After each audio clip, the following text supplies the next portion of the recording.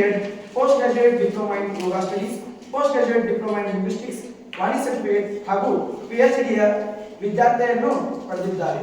ಇವರು excellent group of institution ಧಾರವಾಡಿನ ಸಂಸ್ಥಾಪಕರಾಗಿ, ನ್ಯಾಷನಲ್ ಲೆವೆಲ್ ಯೋಗ ಇನ್ಸ್ಟ್ರಕ್ಟರ್ ಆಗಿ ಹಾಗೂ 700ಕ್ಕಿಂತ ಹೆಚ್ಚು ಯೋಗ ಕ್ಯಾಂಪ್ಗಳನ್ನು ಕೈಗೊಂಡಿದ್ದರು. ಹಾಗೆ ಇವರು 21 ವರ್ಷಗಳ ಕಾಲ ಯೋಗ ಶಿಕ್ಷಕರಾಗಿ ಸೇವೆಯನ್ನು ಸಲ್ಲಿಸುತ್ತಿದ್ದಾರೆ.